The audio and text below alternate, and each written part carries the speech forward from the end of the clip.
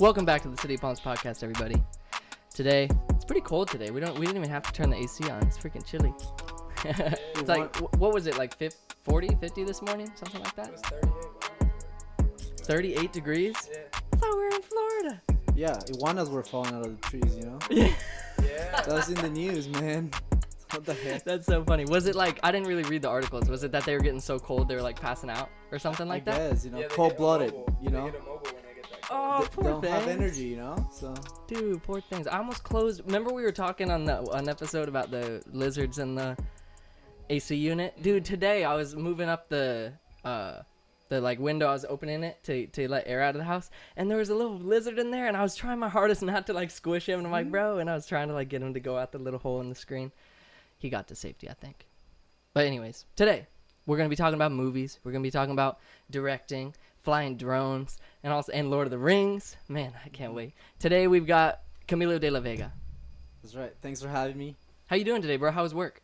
It was good. It was actually really funny today because it's kind of like a joke day.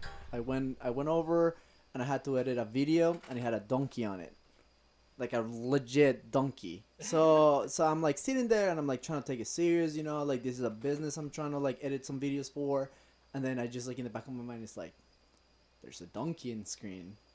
And then like every time I'm looking at these guys I'm like, just, you know, it's a donkey in the screen. Like, how can I take this serious, you know?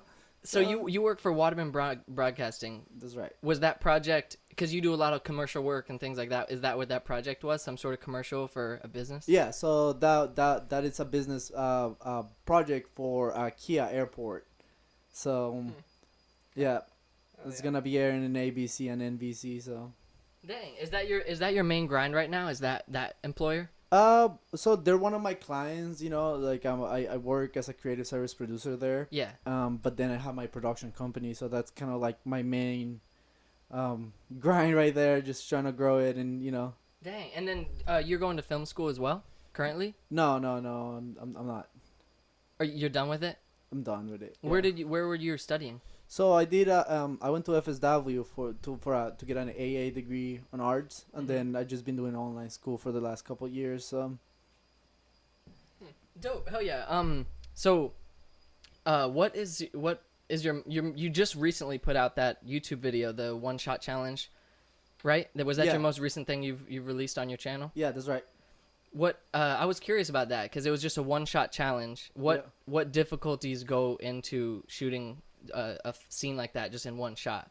Well, you know, you gotta think about it. You know, like we're so used to the format of the movies of just cut, and that's what one of the biggest things that you get to do. Like the movie magic is the cut.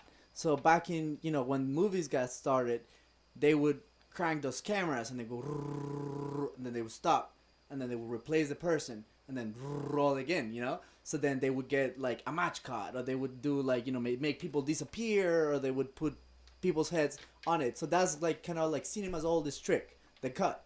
So trying to like go out there and just kind of come up with a story that actually serves the purpose of, you know, not cutting was kind of the challenge of it. It wasn't about, you know, the logistics of it. It wasn't about the camera angles. It was about, you know, figuring a story that was told well by just a one continuous movement. Mm-hmm. So, you know, you got, you know, Private Ryan, you know, introduction of D-Day, and, you know, it's like just one long take, you know, that takes you into war, you know, like, Yeah. oh my God, you know. So that's the purpose of the one take, you know.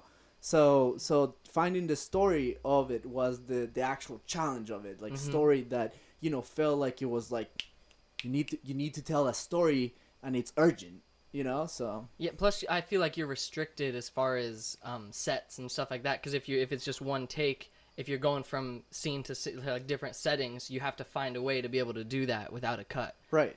Man, isn't there another really famous scene in like Kill Bill or something like that where it's just a continuous shot through that one dojo or something like it? Or are there other, you said Private Ryan, are there any other iconic scenes that are one shot scenes? Yeah. I mean, one of my favorite ones is Boogie Nights. So it's kind of like the introduction to like the disco nights, the guy who runs the bar, so it starts outside. I mean, one of my favorites actually comes from Hitchcock, and it's A Touch of Evil. So he puts a bomb in a car, and then you follow the scene for the long time, and everything seems normal, but in the back of your head you're like, oh fuck, there's a bomb that will blow up any second. So it's one take, so you're like, when is it gonna blow up, when is it gonna blow up, when is it gonna blow up. So I think it's like 5 or 6 minutes that go on and on and on, and when the bomb goes off, you're like, oh fuck, finally. Like you get that release, you get that bulb that like just builds up, and you finally get to breathe. So those are some of my favorite one takes. Dang.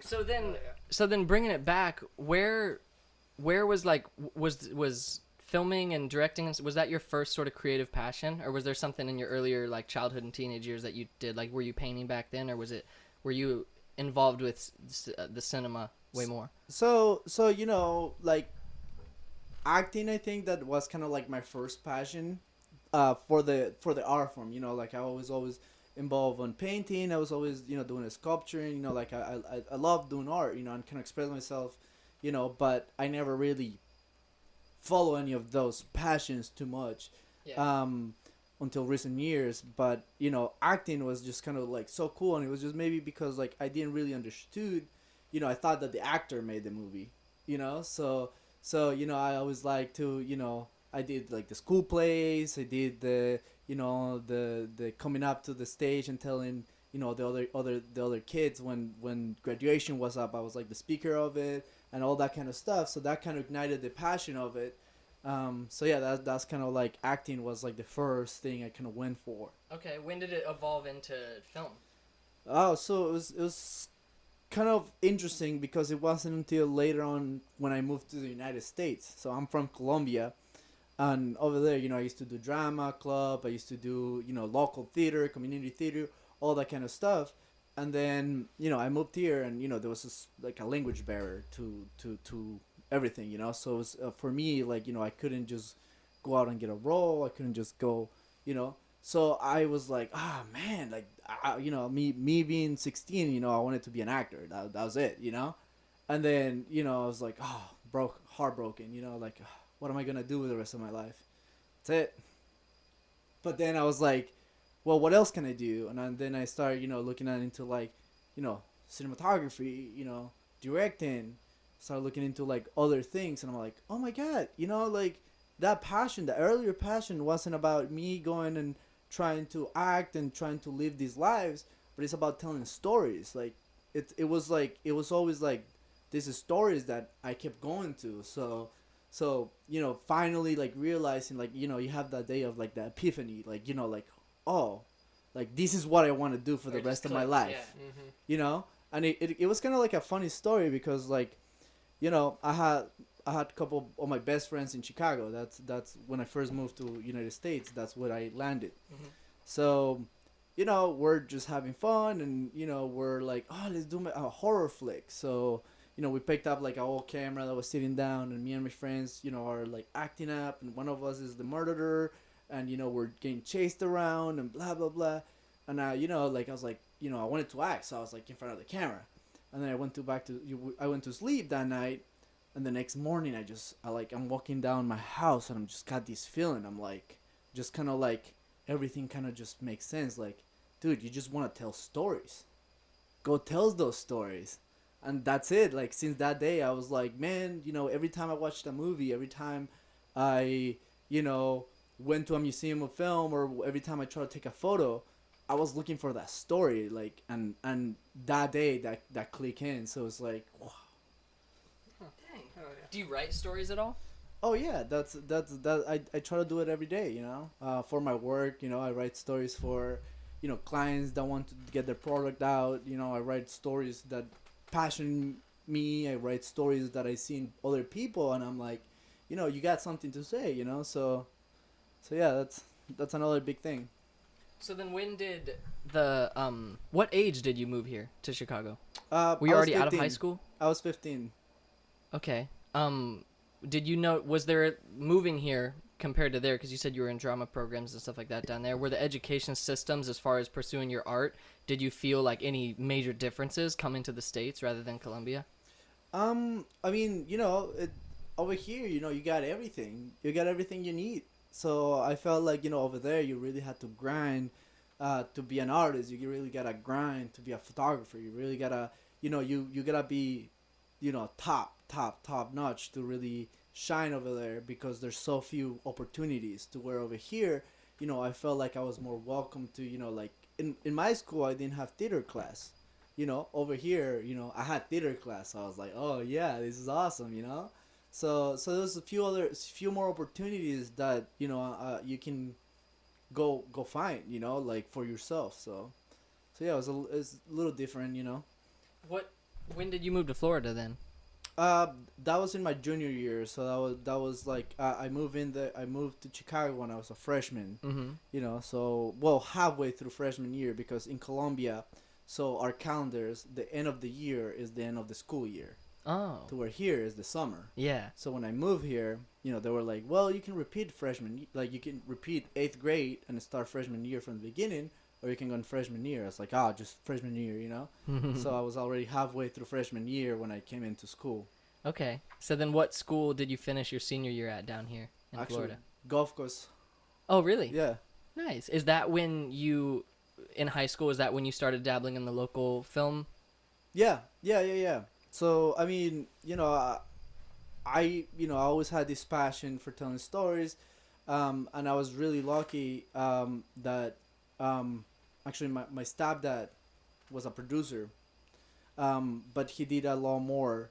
So sometimes, he would bring me along to do different kind of shoots, different kind of little projects, different art directing. He didn't do as much as video.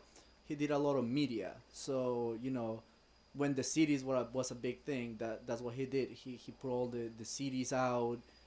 When TurboTax, came out, he was one of the people who helped put it all together. So he wasn't so much on the shooting or anything, but he was like more on the coming up with ideas and making them happen. So sometimes I got to go to shoot. Sometimes I got to like see the actors. Sometimes I saw the directors. So I was like, oh man, that's what I want to do. Like, like put me in the chair, But Mhm. of course, like they had me running coffees and moving shit around. But That's where it starts. yeah. Mhm. So then from there, did you go on to like, then you started dabbling in the camera operation, and then you started dabbling in higher level stuff, and then you got your way up to what you're doing now? Is Right. that kind of how it worked? Yeah. I mean, like once I knew what I wanted to do, which it was like make movies, I started to like, okay, what camera do I need? Like what do I need? So I got into cameras. What kind of software do I, so then I got into computers. So then I started building my own computers. Like I would buy cheap computers off eBay and then just beef them up. So then that become, technology became one of my passions. Mm-hmm. And then like just like that little thing, it just led to so many other things, and it's just like such a big pool that it's really hard to dabble in every single little one. So it took a long time to really take the passion for telling stories to actually tell stories. Yeah. No. Man, so you've had so much experience on sets and like big productions to tell this one story. I wonder what your opinion is on like this day and age. You see YouTube as a platform so many people are using to tell their stories, whether it's like vlogs or beauty vlogging or actually like films that people are posting on YouTube just through their own means, cameras that they bought and they use and stuff like that. Like someone like Casey Neistat, I'm not even that interested in like operating cameras or film, or like all that really confuses me, and it's not like my artistic avenue. But even watching videos like his, it makes me like realize, just with a little lump of money, you can buy these bits of equipment and you can do everything that he's doing. You know what I mean? Is that something, are there YouTubers you look at as super inspirational in that avenue? Oh yeah, totally. I mean, I really feel like YouTube has empowered other people to come out in there and chase their dreams. And I mean, Casey did 360 videos in a year. I'm like mad respect for that guy, because it takes me few days. And they're beautiful too. Yeah. They're not just like basic vlogs with a little vlog camera. He like films, Legit. So I think that, yeah, I mean, today I was watching Indie Mogul, Hot Ones, it's just such a it really is about communicating with people. So it is about finding your voice. And YouTube, before you could only go to TV to advertise. Now you have this all million of other options to advertise. So it's about connecting people. And I feel like YouTube was one of those those companies that went out and said, if you got something to say, come to us. We'll help you, get it across the world. And that's why YouTube changed, everything, changed the game. Yeah. So where did the drone come in? Because that's you've done lots of work with drones and stuff. Was that something you dabbled with on your own, just as like a little hobby, and then it led into your profession? No, so actually I've been a big gig of video gaming my whole life. So, I started playing Halo 1. I started playing like all those like, games on the Xbox, games on the NEX, computer games. So, once I picked up the drone, I was like, oh, it's just like playing video games. I'm good at it. So then, like I was like, okay, let's just make sure we don't crash, but let's try to do this crazy thing. So then it was like, like all those racing games all the time that my grandma was like, get the fuck out of the Xbox, like you're wasting your life. It paid off, like, hey grandma, shout out. but yeah, it paid off, just so that's kind of where the droning came So to were be. you on a film set whenever you first flew a drone? Were they just like, hey, here's our drone, like try it out? No. What was your first time? Actually, the drones kind of like starting, to becoming like a trend. Like it was like maybe 6 years ago, right? So at the time, if you ever needed to get high up with a camera, you would get this expensive jib arm. And, like it needed like 3 people. One person is pushing the tracks. One person is controlling the height of it. And then the other person is looking at the camera and focusing, Yeah. So it's so complicated. And I'm like, man, like, I mean, I don't have the money to do all these, but I want to make movies and I want to have the feeling. So this thing called the Unique 500 came out. And the Unique 500 had like this super cool idea. What they did is they had a drone, but then the camera would come off, and then you would like put it on this gimbal, so then you could put your phone or your iPod on it, and then your camera would be stabilized, so you could just like use it as a drone. And I was like, all right, I'm selling my camera right now. I need to get this right now. So like sure enough, like as soon as I like found someone in Miami that wanted to buy my Blackmagic camera, so I was visiting my cousin. I was like, yo, we gotta do this right now. Sold my camera, my first camera, bought my drone, and sure enough, like 2 days later, I crashed.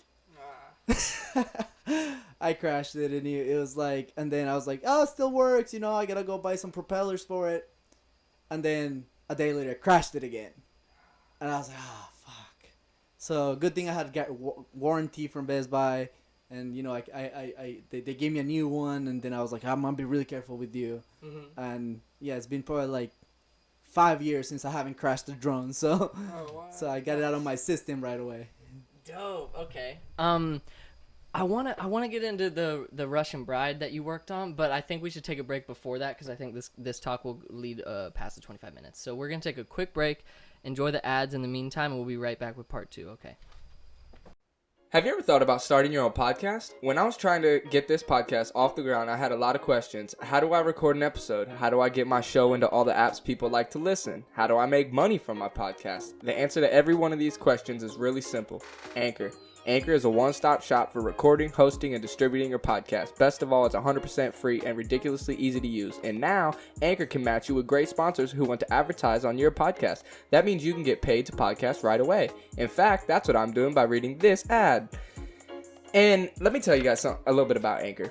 So, like I said, it's a one-stop shop, distributing, you put your podcast on. It couldn't be easier to use. My brother and I, when we started this podcast, we're looking around for a website. Where do we get our podcast up and running? How do we get it? Literally those exact questions. How do we get it on iTunes? How do we get it on Spotify? And I was trying to do that stuff by myself. And that's when I started looking up.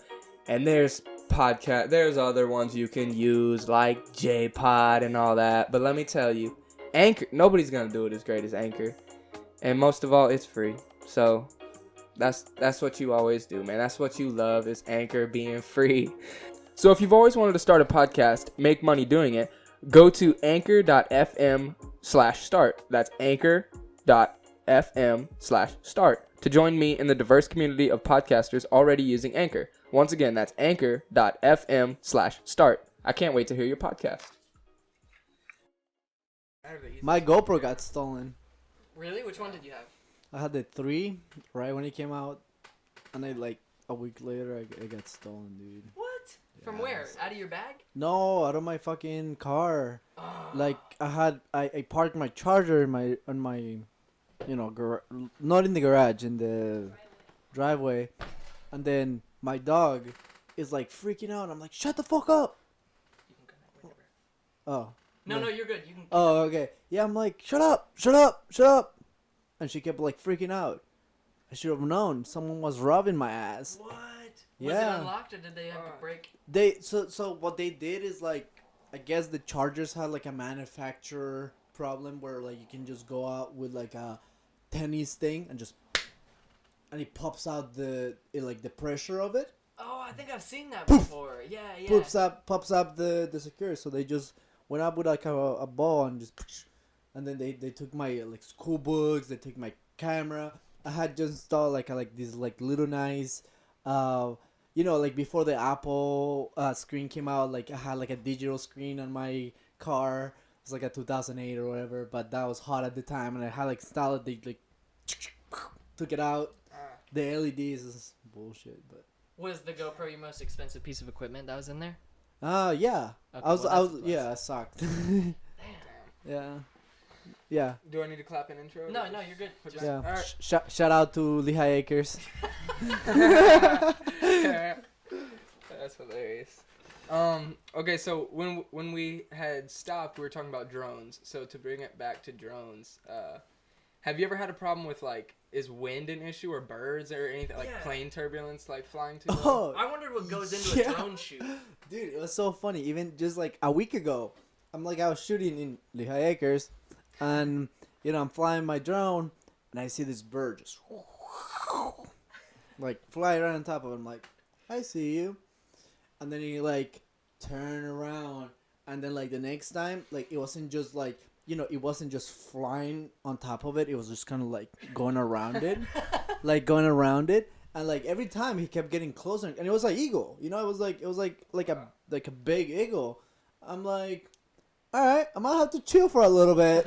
the client is looking at me like, what's the problem? I'm like, did you not saw the bird? It was bigger than my drone.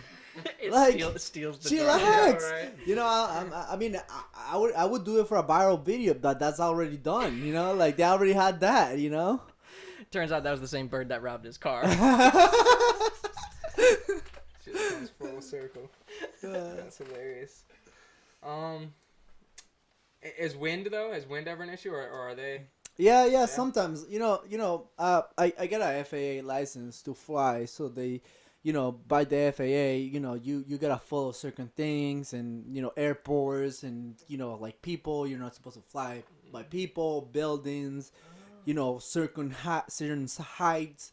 So, there's a lot of rules, like it depends on what kind of drone. So like, I got 3 different drones, depending on the conditions, you'll pick the right drone. So the bigger drones will take a little bit more wind. The little ones, 15-mile gusts will throw it around, and there's nothing more annoying than you get out to your location, you're ready to shoot, and you're getting this awesome like scene, and then all the sudden it's like fuck, so it's all about planning, and I mean sometimes you can't even plan for that because Mother Nature, Yeah. Right. Does a gimbal help with like a good amount of the wind?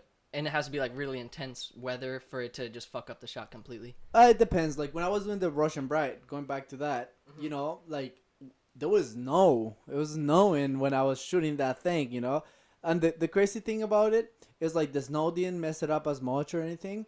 It was just that like when I was operating, my hands were numb.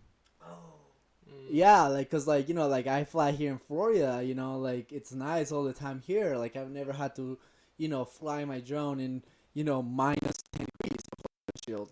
So we shot that movie in Michigan, and you know, like I come out there the first day, I'm not ready, and it's snowing, so I gotta clean the screen from the snow, and I'm like, come on, move, and my finger wouldn't go, you know, like it was like you know, like I was trying to do, you know, my job, but it was hard, you know. So second day I knew better, like we gotta have some hand warmers, you know, like special gloves and shit, but.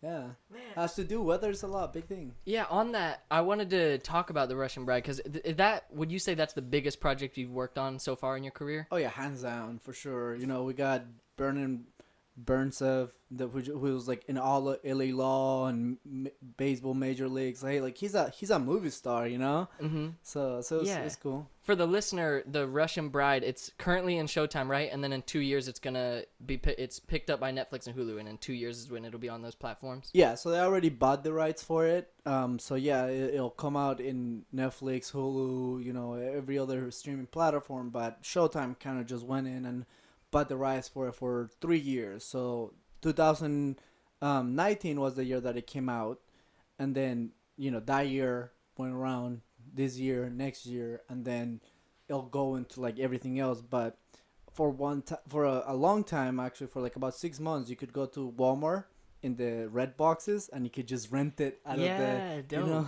So yeah, I watched it yeah. on YouTube. I rented it on YouTube. So if any listener wants to watch it, it's a really good movie. It's like a thriller, spooky horror type. Like it's a really good movie, and it's got beautiful shots of the estate, which I assume were all done by you. And I was gonna ask, you already answered a couple. It took place in Michigan, is where the shooting was. Yep, Lake Orion. And then I was gonna ask if the weather was like part of post production, or if that you actually shot in that weather. Yeah, we shot. We were waiting for that like big storm to come through, and What? you know we were like, you know, like the drone, like, you know, they hired me for 2 weeks to go out there and shoot the drone scenes, and you know, while I was there, they were like, you know how to operate red. I'm like, yeah, that's my camera. Let's.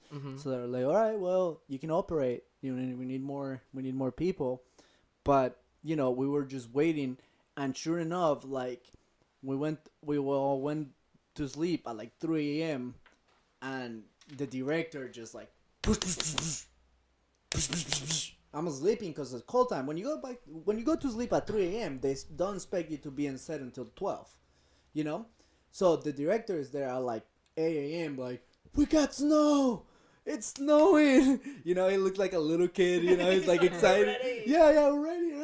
You know, I have my drone. I've been waiting for this. This is my moment. You know, so like, you know, we went out there. You know, I'm flying, and you know, I want this, I want that, I want, you know. All right, I finally, it was like the second day of shooting, because you know they had some establishing shots that they wanted to do when there was snow in the ground, but it was not quite snowing. Yeah. So they got some establishing shots, but the shot was when the big storm kicks in and the power goes down. And so I want this, I want that. I already have figured out my gloves. I had hand warmers. Like, I'm ready. You know, that was really, you know, like the, you know, like the saying goes, you know, fake until you make it. You know, like once you're there and this director's telling you know, like now you're making it. You know, yo, like okay, cool. You know. Man, so how many? I imagine drone shots like that are more complicated than normal, like B-roll scene setting type like shots. But how long does it take to shoot like a day's worth of shooting for like drone shots? How long of a day is that? It really is not as long because of the limitation of like how long they can fly. Okay. So it actually is the contrary. They had to be really planned out. That's why I wasn't flying all the time. I was waiting for that storm to come through to get it. You know what I mean? So there's a lot of things like, you know, I was like, I always like to kind of frame my shot and then pull out, so then you can reverse it and get it perfect. I wonder with the scene with the lady when she's in the like the basement or whatever, there's a shot where like it's close under her and it goes way back, and I figured you flew in and they just reversed it. No, because of the snow, dude. So like I kept you know, like that's what I like to do. But what happens if you reverse the snow? The snow is not falling. You're right, it's flying up, right? I never even thought about that. Yeah, so there's a lot of things that go into it. So, you know, so that's when the director comes in and, you know, you're like, okay, this is the framing you want? Poof. I got it, right? Yeah, but you got to execute now. But what you mean? Just reverse it. No, the snow would be, like, going up then. So, you know, like, in the shots that are actually snow falling, there was no faking it. Like I had to get it. I had to get it. Oh, That's why there was no man. more faking it. Like that was like and I mean, you know, they're paying you good money, you know, to be there on set, you know. So Yeah. so you know, they expect you to perform. So it's like a lot of pressure, and you know, I mean, you think about it, you know, the director doesn't go around talking to anybody, especially on a bigger budget like that. He just talks to the he doesn't even talk to the camera operator. He talks to the cinematographer, and the cinematographer goes and talks to the camera operator, which is what I did in, you know, on the other side. But then having the director right there, like telling me what to do, was just so freaking cool, you know? Man, so what do you think, having experienced that project and working on it, what do you think was like the biggest thing that you learned going away from that? I think that the biggest thing I learned while I was doing the Russian Bride was that it really takes a village. Like, you know, like I could accomplish just so much by myself, but you know, we had 15 people on set. We, you know, we had 10 like people just helping us getting everything done, and then we had like a producer, a chain producer, executive producer. So we had so much people in there that it was just like, I remember I was like, ah, man, you know, like it kind of sucks to be a camera operator. And then one of the producers was like, what do you mean? And he was like, you're just feeding this monster. You're just like, everybody is just putting a little bit to feed this giant monster of movie that is happening. So it just really takes a lot of people to, you know, get to that level. And, you know, I wish I could do everything myself, but, you know, you need that people, you need that support. Yeah, for sure. And then what kind of doors did that open for you after working on that? Well, you know, a lot of like people took me a lot more serious when I went to look for a job. You know, they're like, you know, he's working a bigger set. You know, a lot of I mean, I think that, you know, it's just the first movie you see those credits roll and you see your name on it. You know what I mean?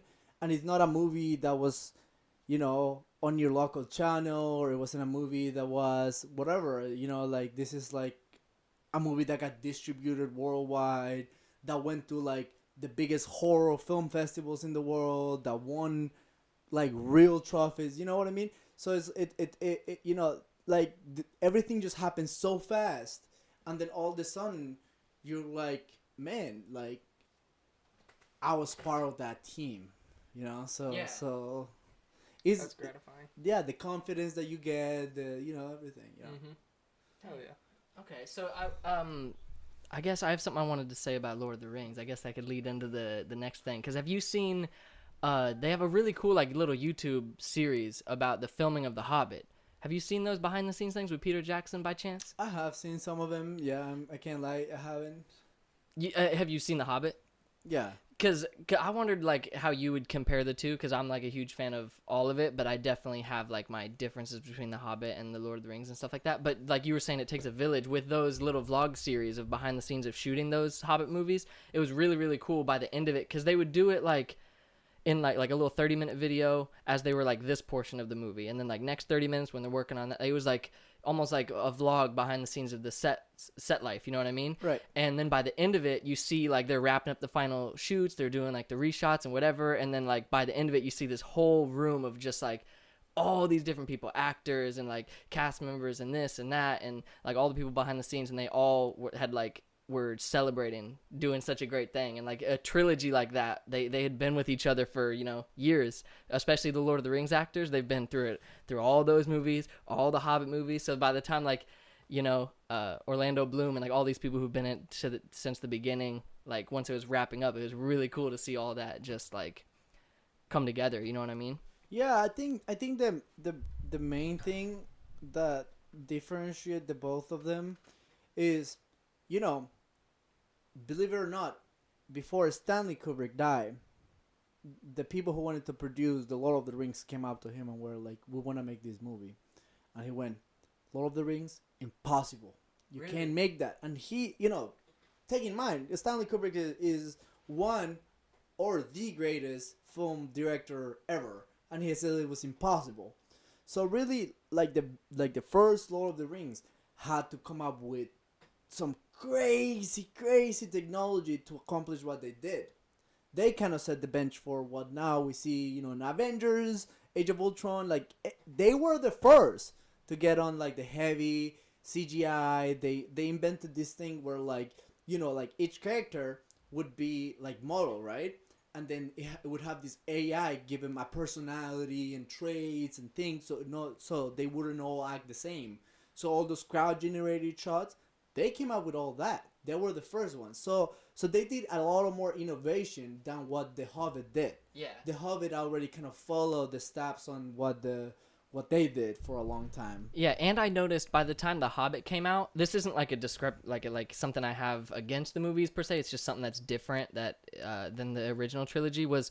By the time The Hobbit came out, they already had so much advanced technology with like CGI and stuff that there were way more shots that were just completely digital, you know? When like Right. Lord of the Rings, they had a lot of that too, but it was more like they had a lot of practical effects. They had a lot of like costuming, like all the orcs, you know, those were just like practical effects, costumes, you know, it was just people dressed up as creepy orcs. But in the Hobbit, they still have tons of that, but there's also like even just the main villains like Azog and like those people, they're all Fake. just 100% fake, you know? Yeah. And like, it's just different, but I guess from like a behind the scenes standpoint, I appreciate the practical effects so much. I mean, and then you can say that in a way, but here's the thing: like you see Smog. You couldn't accomplish that with practical. No, and you see Smog, and there's an actor behind him, and Yeah. he's acting the part, and you could feel him, you know. But I think that the Hobbit, the biggest problem I have is they showed it at 60 frames. And we're so used to, you know, like, you know, 24 frames per second. That's the movie standard. And it just felt like a cartoon. Like, all the animation felt like, it didn't... Yeah. It felt like, I'm like, everything is so perfect. Everything is like, you know what I mean? Yeah. To where, like, you know, when you see, like, I don't know, like, the Fellowship, or, like, the Two Towers, those fighting scenes, they're Grungy, dirty. yeah. They're dirty, you Mhm. know? Like, they're going at it, and they're, you know, so I feel like that dirtiness is what you know, the second part of it, The Hobbit, just kind of felt, because it felt just too CGI. Yeah, and the one thing, because I noticed that too, and I try to justify it by, I keep in mind that The Hobbit, originally the story, it reads kind of more like a fairy tale, because Tolkien intended for it to just be like a story more to tell to like his The kids, And, yeah. and so it reads way differently than Lord of the Rings is very dry, very like war oriented, and it almost reads like a war novel, you know. And The Hobbit doesn't read like that. The Hobbit's way more fairy tale, and I think that the movie, it translated pretty well because it was so like kind of like animated and just like, you're right, like it felt more like almost like a kid friendly movie, when Lord of the Rings does yeah. not feel like a kid movie, you know what I no. mean? But like I said, like I don't hold any over the other, but I like the original one. yeah, I'm sorry.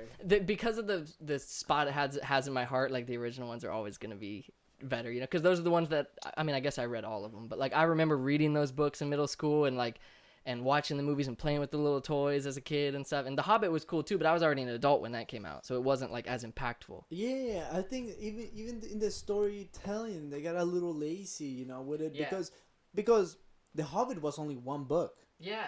and they made it into 3 parts. Mhm. That's a cash grab for me. Come on, Hollywood, you gotta stop doing that. You know, I'm Yeah. looking at you right there. You know, so they did it more for the money than they did it for, you know, because if The Hobbit, you know, and actually, it was funny because the original Lord of the Rings, Peter Jackson wanted to do it as a one-off movie. Are you serious? Yeah, and they were like, no, we can't, No we way. can't, no way, this is too much.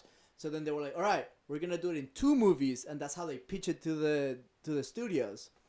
And then the studio was like, yo, this is a trilogy, all right? And then that's how Lord of the Rings happened. It only makes sense. Yeah. And bro, like, to be honest, like, you know, one of my favorite movies of all time, Return of the King.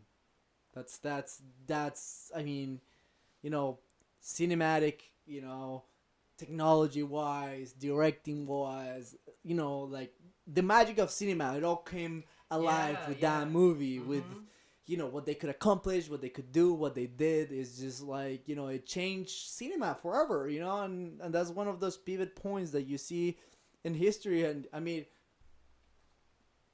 14 Oscar nominations, you know, is not an easy task. You know, the following is the Titanic, and you know. Yeah, and I feel like they translated things like symbolism and things that Tolkien was trying to portray in his novels and his stories in general. They translated that to the film so well. Like with one thing I always jump to is the the scenes where it shows the creation of the Uruk-hai and it shows the falling of Isengard, and when they're like cutting down all these trees and burning everything to make weapons and smelting all this ore and like all the, like creating the army and whatever. I don't remember where I read this or watched this, but you notice in the books and in the movies, you never see the good guys producing anything. You never see them producing armor. You never see them. Yeah, besides that. But like you don't see this like mass deforestation, this like massive like urbanization, because Tolkien, like the time he lived in, that was like a big thing, was industrialization and just like all of this just war. Just I mean, ran he left and the war. He Yeah, left yeah. the There's time. a bunch of parallels to the world wars and stuff like that in the films, and that's why like it couldn't have been light like The Hobbit. It had to be that like gritty, just like dark. And then also it's just so quotable, dude. Like in my life, I still, the scene where Sam and Frodo are with Smeagol and Osgiliath, and they're trying to like get out of The city, they're trying to escape from Foromir's grasp, and there's a point where like Frodo's just ready to give up, and Sam gives this like great monologue, dude, and at the end he's just like something about holding on, and then Frodo's I can't carry the ring, but I'll carry you. Ah, man. Yeah. Why is not my friend like that? And My I best remember, friend? I remember as a kid, we used to always hate on Sam, because like it was funny to like how Smeagol would just like call him the fat hobbit and just like make fun of him. We would always as kids be like, yeah, it's silly. Yeah. But now like as an adult, I realize he's my favorite character. He's like, maybe not, Legolas is always my favorite. Sorry, yeah. Legolas and Gandalf are my favorite. But as far as like crucial characters, Sam is like one of the most crucial characters. Bro, I mean, he's the pinnacle of bromance, bro. Like if I was gonna have a bromance with anybody, it would be Sam.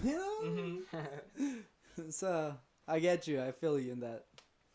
And then you mentioned earlier off the air about, you said when you were talking about your favorite movies and stuff, you said BS and AS are how you separate your like film life. Yeah. Could you explain that a little bit? Yeah. So there was BS, like how they have AC and BC, before Christ and after Christ. So to me, like, before Stanley Kubrick and after Stanley Kubrick was the difference. So before I saw 2000s with Space Odyssey, I was like, this kid who wanted to act, who wanted to, be involved with movies. And then I saw 2001 Space Odyssey, and I was like, man, like, that's deep.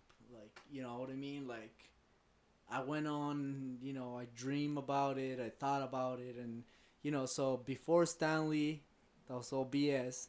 After Stanley, it was all what changed it all, So, Was that during your time camera operating and stuff, or was that like kind of before you took off with it? No.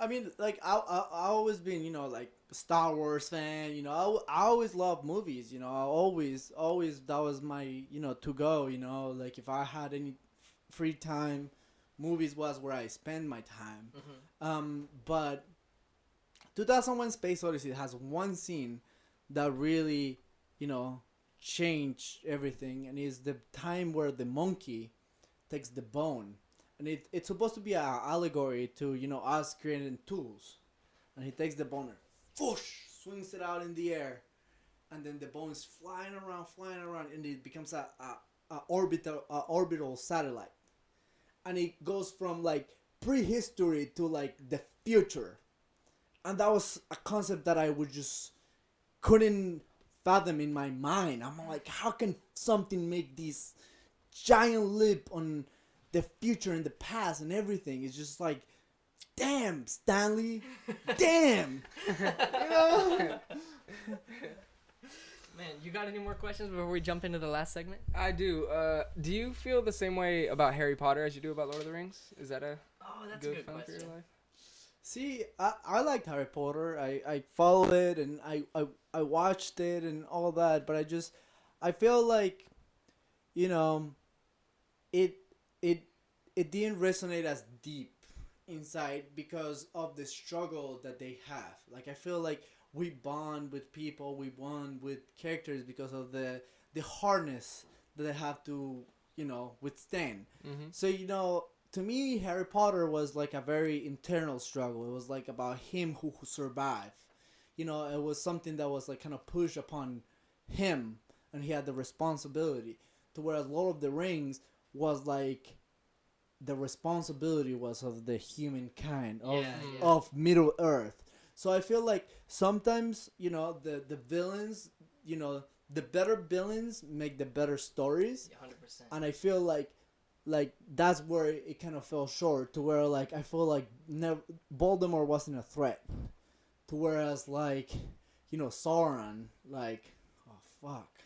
Mm-hmm. So I feel like that's, I mean, I not to throw any shade, I mean, I love the movies and I love everything about Harry Potter, but you just can't compare the both. Like Lord of the Rings give you a sense of magic that was kind of like disturbing in a sense.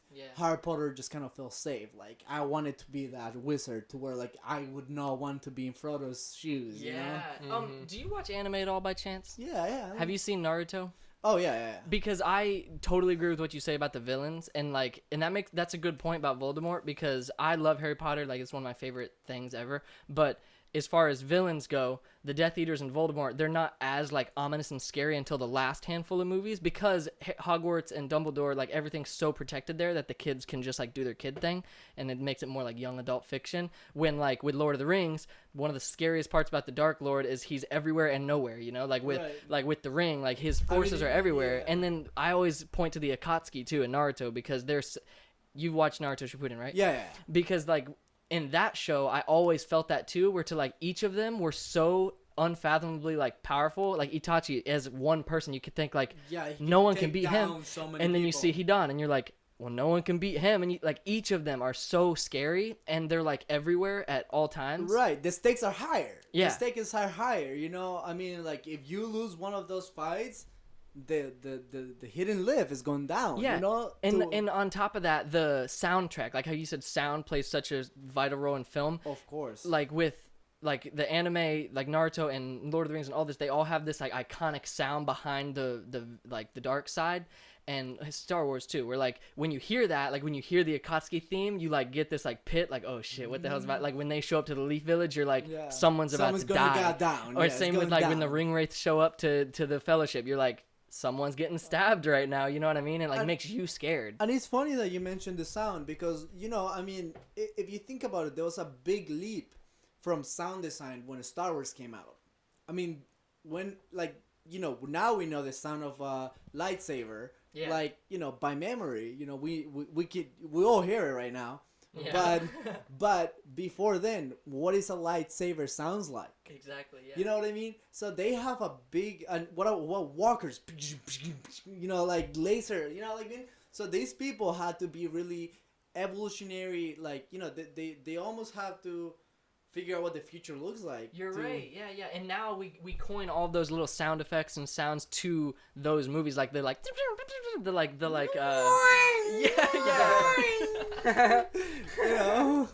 It's 100% true for sure. Damn. So do we get into the last segment then?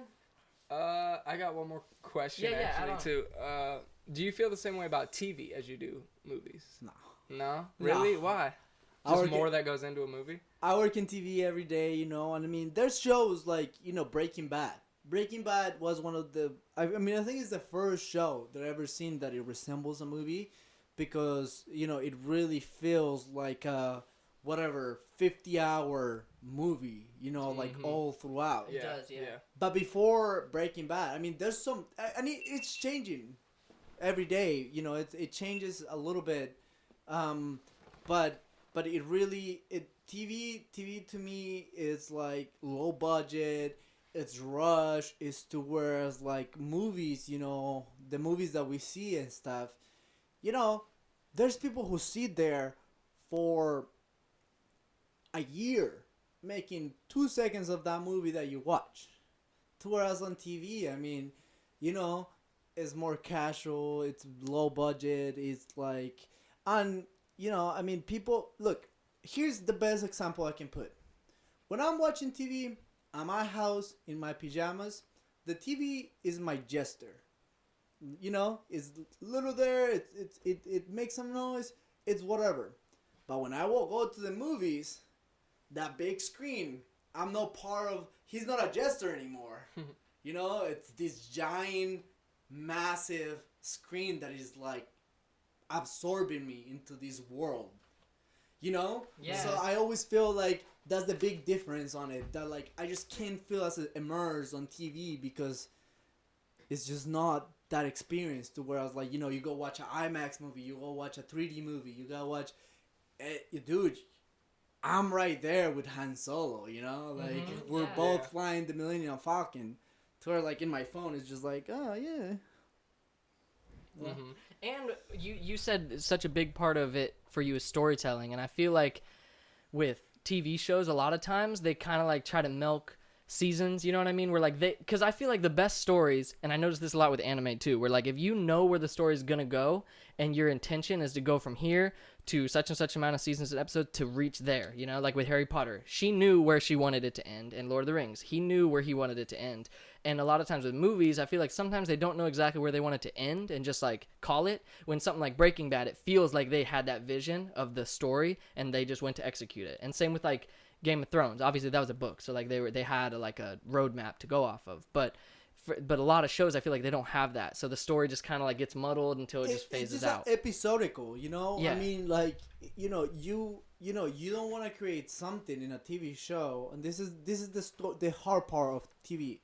You know, you can create a story that at the end of the 30 minutes, you know, it tells you a complete story. You always gotta lift it in, like, there's a new problem, there's a new thing, there's a cliffhanger. Makes you want to watch the next one. It makes you want to watch the next one, exactly. So the beauty of it and the struggle of it is you have to tell so much of the story without telling all of the story. Yeah. So you gotta play your cards right.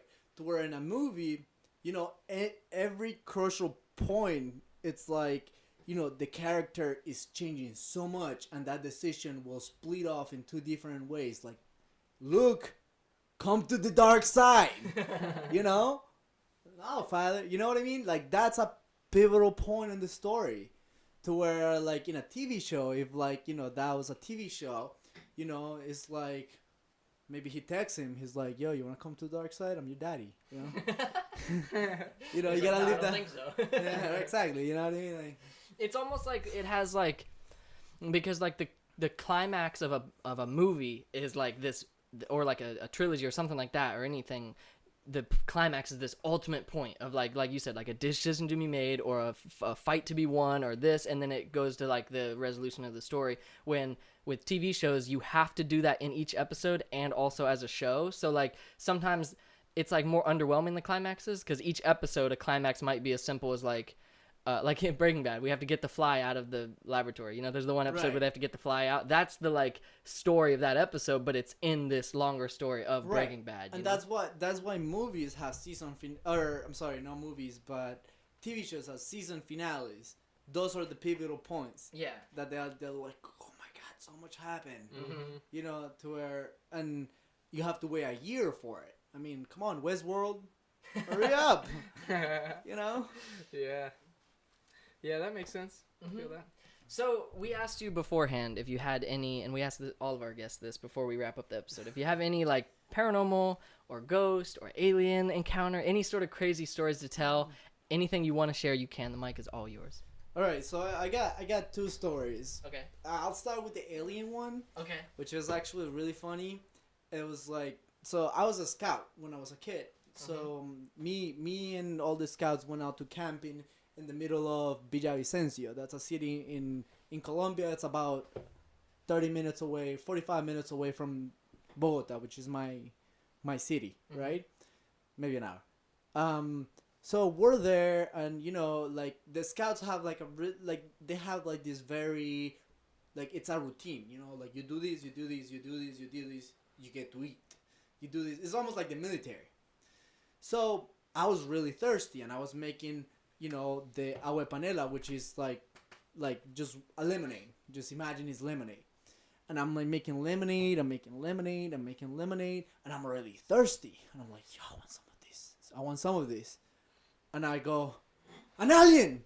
and like there's 5 of these guys, you know, and we're in the middle of the, you know, of this camping site. There's no lights, and they all turn around. And they're like, take a big ass spoon of the drink, you know, like I'm like, and then all of a sudden we see this thing that goes, push, and it stands still, and it goes push, and it stands still, and then it push, disappears, and I'm there like. You called them out, and they're like, "Oh fuck!" What? What? so to the day, I mean, they all. I mean, I was thirsty, yo. I was just trying to have a drink of this lemonade, but I think that was a encounter of the third kind. I think, you know, because I never seen a helicopter do that. I never seen you know, it's like just this little light. Gone. It was the next model drone. Yeah. Crazy. And that was one of the stories, and then the other one, it was actually scary. I got so my great grandma, she used to own a farm in El Caquetá, and that's somewhere where, you know, you gotta, from the city, the main city. So I grew up in Bogota, which is New York, in Colombia. 7 million people, highly populated, a lot of shit going on. My great grandma was from the Caquetá, which is only about 10 hours away from the Amazon. So you gotta think, you know, it takes 24 hours to get there, and then there's no more roads. So it's 10 more hours where you gotta go in a donkey, on a boat, on a hydroplane to get to the Amazon, you know? So we're in the middle of nowhere, you know? And, you know, she had people who take care of her farm. You know, it was a big farm. She has many, many acres. And, you know, all the kids, I was one of them, were playing. So the house was a big L. So it was like this side of the, okay, so like the L is here, right? So the kitchen is here. The bathrooms are here, and the rooms are here in like this side and this side, and then that was all like wood panels, and then, you know, the horses stay in this area, so the horses are here, and there's like a little walking area that is like lift up about 2 feet off the ground, so snakes, scorpions, all that crazy shit doesn't get in your bed when you're sleeping. Okay. So we're playing to all the kids, about maybe 8 or 9 of us, my cousins, the people that take care of the farm, and me and my cousins that are from Bogota are running around the L, right? We're running and we're playing a game, you know, we're racing, right? So I'm one of the older kids, and, you know, so I'm running a lot faster than them, right? Running a lot faster than them, and, you know, I'm doing laps around them, and we're winning, right? And I start fucking with them. So I started, like, when I'm running behind them, I'm go boo, and they're like, ah, you know, like freaking out, you know. So I'm like, ha ha ha, fuckers, you know. So I'm like fucking with them, and, you know, I get a lap into them, I get a second lap into them, and I'm like, so this is the L, right? So they're like, I catch up to them, and I'm like, I'm gonna wait in this corner right here until they go all the way around, and then I'm gonna scare them when they come into this side. And I'm standing there, and I see a dark figure in the distance, like right here, where there was like they had like a little farm that they grow like tomatoes, they grow basil, and I see like this little figure, and I'm like, who is that? And I know all the adults are inside, you know, having dinner, they're all sleeping, you know, the kids are playing right now, everybody's inside. I'm looking at it, and it looks at me, right? And I just get this really uncomfortable feeling. Like, I feel like I feel tense.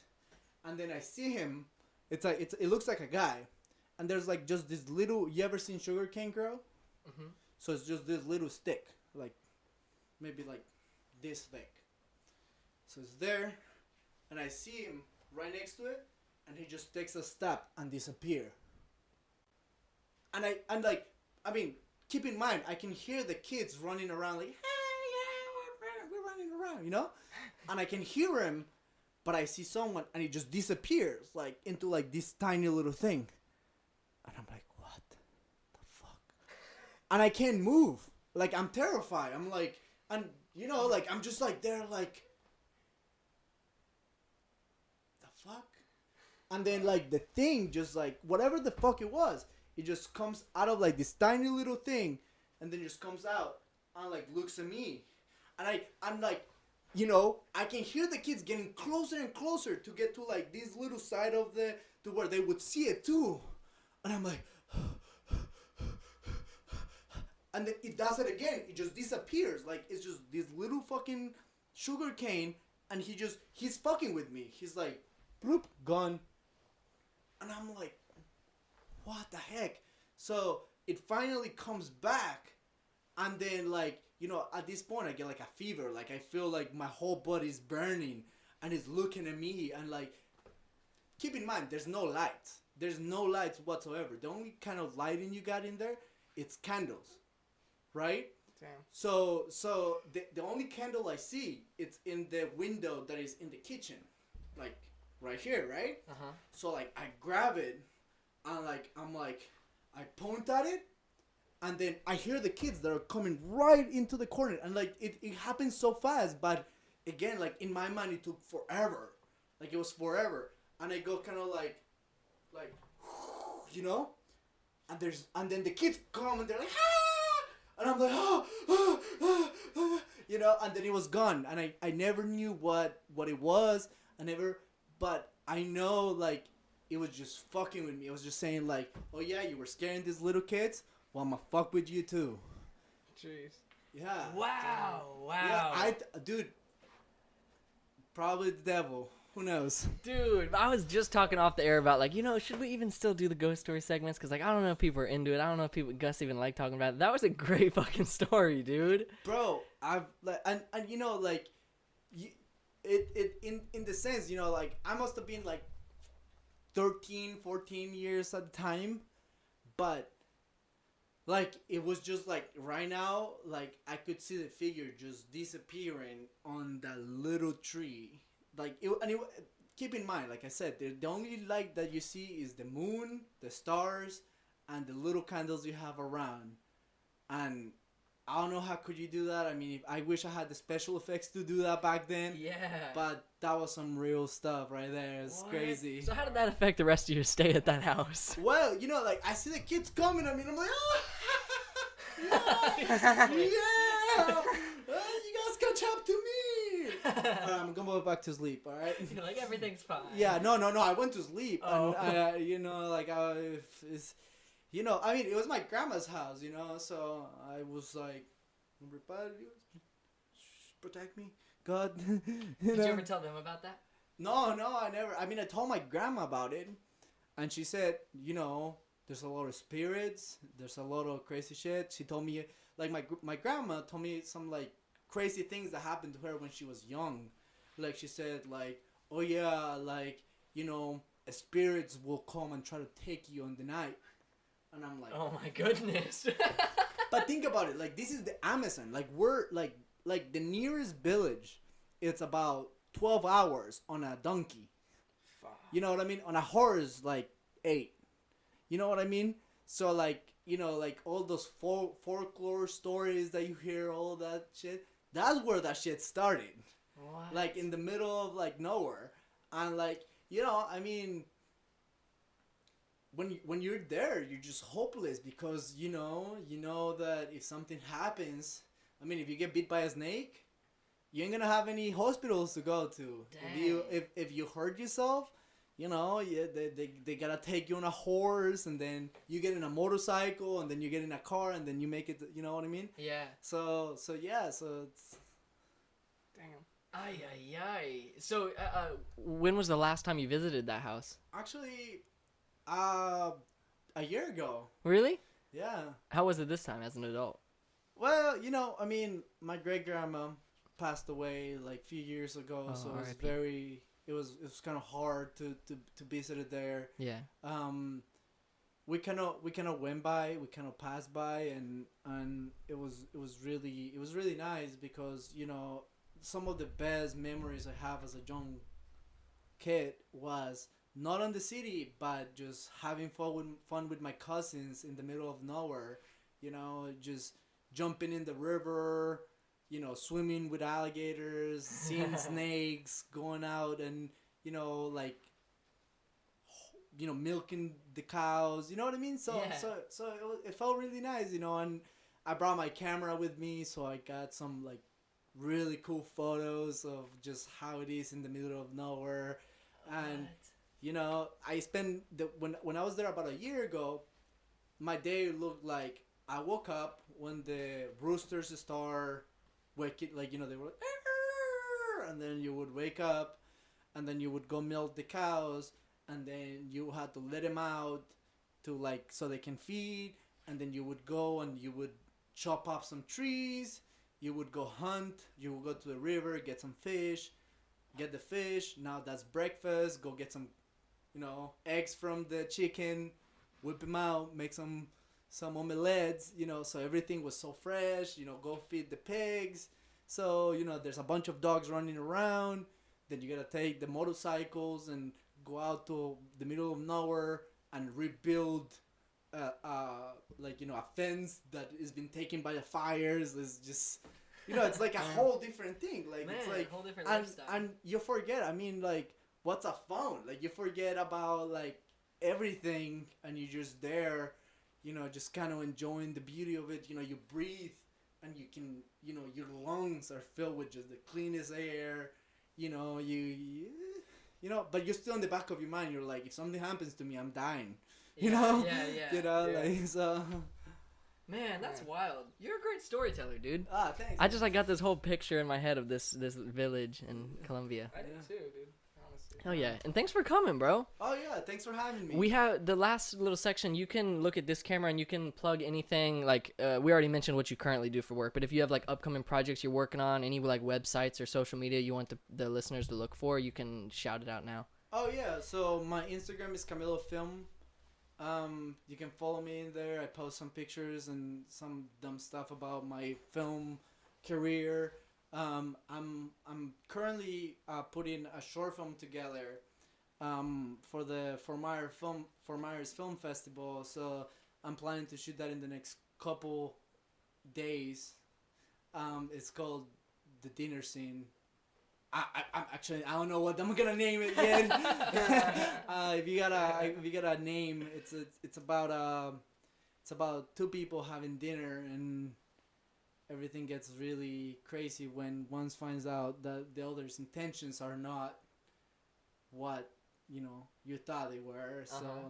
So dinner scene, you know, whatever. I'm working on that, and then, you know, just that's it, you know. Hell yeah, yeah. dude. I feel like we gotta have you back because like there's also painting stuff we didn't talk about, car stuff we didn't talk about because like you're super into like you've seen some dope cars on some of your shoots, right? I've seen your Instagram. You've got some cool cars on there. Oh yeah. I got to drive a Murcielago one time, and, you know, NASCAR and all that type of stuff. So yeah, and I like I said, you know, I mean, filmmaking is really my passion. I try to spend all the time that I can, you know, writing, coming up with stories, you know, doing my production for my company or for NBC or ABC. But, you know, sometimes when I need to unwind, I'll go paint, I'll go draw, I'll go take some photos. So that's a whole thing that I'm trying to, you know, build up a little bit more onto. So For sure, yeah. That's healthy for the brain. But seriously, bro, thanks for coming. Yeah. We gotta have you back because this has been so much fun. yeah. Thanks for having me. Where can they find us at, Danny? Oh, you can find us at City of Palms Podcast on Instagram, Facebook, YouTube, anywhere you listen to podcasts. We got new episodes up every Monday. And we might be in Nashville upon listening to this, right? Yeah. Well, yeah, I think so. Yeah, we should be once this Yeah, episode we should drops. be We'll once in- this. Yeah. having fun in Hell yeah. Tennessee. There it is.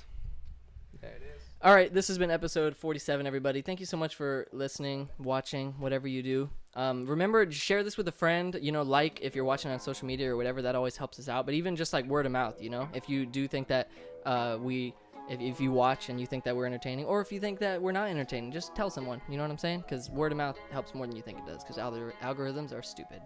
Anyways, thanks so much for watching. Hit him with the outro, Soren.